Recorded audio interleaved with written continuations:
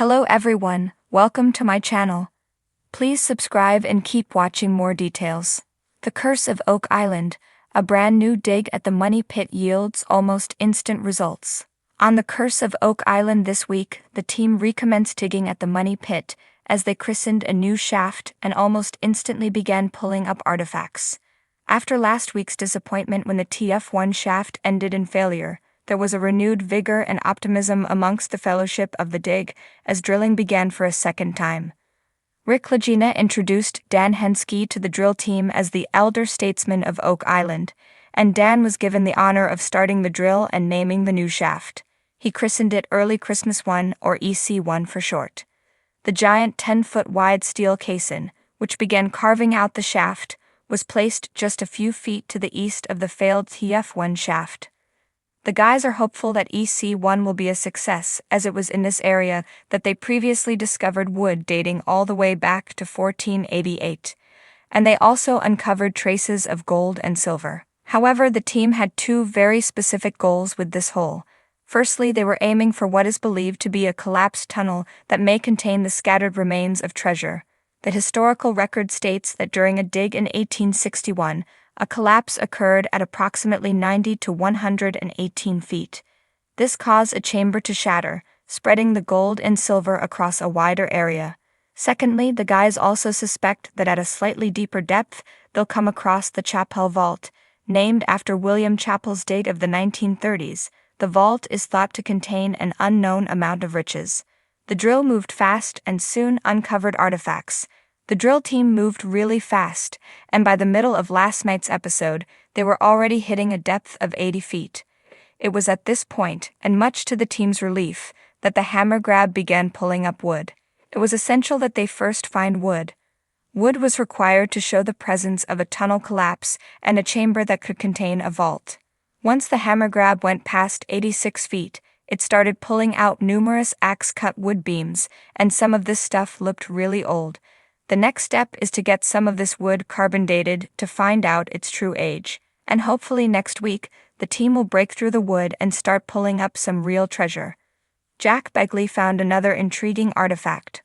Also, on last night's episode, Jack Begley uncovered a curious artifact from the spoils of the TF1 shaft. It appeared to be a small piece of parchment, which excited the guys as one theory states that ancient documents may have been buried at the Money Pit. The artifact was handed over to some experts at the Interpretative Center, who analyzed it closely and determined that it was not parchment, but a special kind of paper used to wrap explosives, specifically dynamite. In 1909, an excavation, partly funded by future U.S. President Franklin D. Roosevelt, detonated dynamite in a shaft at the Money Pit. Marty Lagina saw this revelation as good news. He suggested this could explain why they had found fragments of gold and silver. He reasoned that if dynamite were detonated near a deposit of treasure, it would blow off small pieces. Therefore, they must be near the main deposit. The morning sun hung low in the sky, casting long golden shadows across Oak Island. A slight breeze ruffled the leaves of the ancient oaks, and the waters surrounding the island shimmered with promise. But for those who stood at the edge of the newly designated dig site, anticipation ran far deeper than the waters. Today was the day the team would finally break ground at the Money Pit again. Marty Lagina, seasoned treasure hunter and optimist to the core, stood with his arms crossed, a determined glint in his eyes. Next to him, Rick Lagina, ever the cautious and contemplative brother, scanned the familiar horizon. For years they had tried to unravel the mystery of Oak Island, a mystery buried beneath centuries of rumors, failed excavations, and elusive answers. The Money Pit had been the epicenter of those efforts, a place whispered about in legends, a bottomless shaft hiding a fortune. Yet time after time the island had resisted their advances, teasing them with fragments of history and glimpses of treasure just out of reach. But today felt different. The atmosphere was charged as though the island itself was holding its breath, waiting to reveal a long-guarded secret. "Let's get started," Marty said, breaking the silence. The excavation team was ready. Heavy machinery had been brought in, more advanced and precise than anything used before. Sensors had detected an anomaly deep below the surface, something unusual, something that wasn't rock or dirt. After years of failed digs, misdirections, and setbacks, this was the breakthrough they needed. The drill was poised above the pit, ready to slice through the earth that had kept its secrets for over 200 years. The sound of metal grinding into soil echoed through the air as the team watched in silence. Every inch of earth pulled up by the drill felt like peeling away layers of a mystery older than any of them. The ground here had been dug and redone countless times, but this time hope was higher than ever. The machinery worked methodically, deeper and deeper, every rotation pulling the island's history to the surface. Minutes passed, then hours, until finally, a change in the pitch of the drill caught everyone's attention. "Hold it," Marty shouted, his eyes narrowing. The team immediately stopped, and the drill operators carefully pulled the core sample from the ground. The crowd of onlookers, historians, and skeptics leaned in, holding their collective breath. Slowly the muddy core was laid out, and as it was wiped clean, a glint caught the sun. "What is that?" Rick muttered, stepping forward. The core, though still caked with dirt and grime, revealed the unmistakable shimmer of gold. At first it was just a faint glimmer, an almost impossible twinkle amid the brown of the earth. But as more of the core was cleaned, the shape of an intricately worked gold object began to emerge. It was small, perhaps no bigger than a coin, but its craftsmanship was undeniable. The air crackled with excitement as the object was carefully extracted and held up to the light.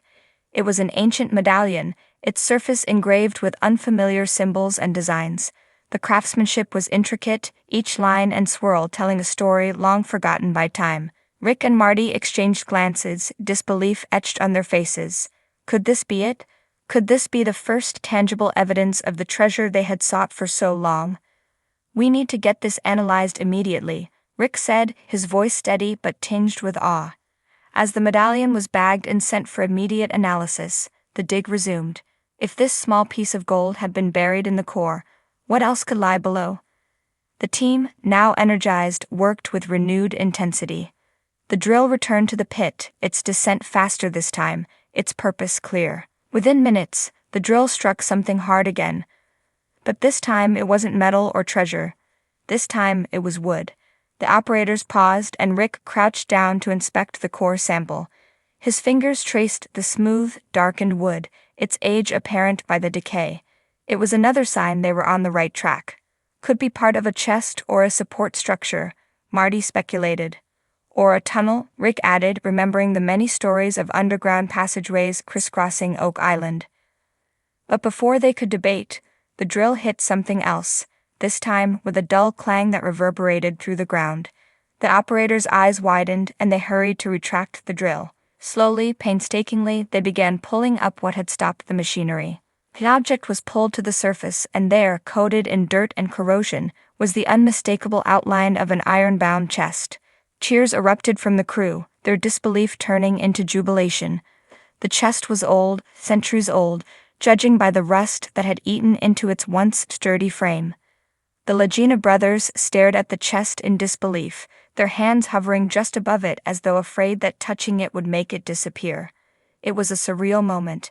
After so many years of near misses and heartbreak, here it was, an actual chest pulled from the depths of the money pit. But the real question remained, what lay inside? Carefully, the chest was transported to the makeshift lab on site. The air was thick with anticipation as experts prepared to open it.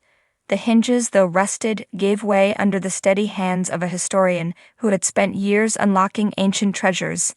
And then, with a groan, the lid lifted. Inside, nestled among the dirt and remnants of fabric long since decayed, was a treasure unlike anything they had imagined. Glittering jewels, loose gold coins, and scrolls written in a language none could recognize.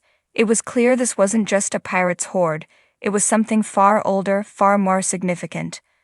As Rick and Marty stood side by side, staring into the chest that had haunted their dreams for decades, they knew this was only the beginning. The curse of Oak Island had finally yielded one of its secrets, but how many more remained buried, waiting to be uncovered?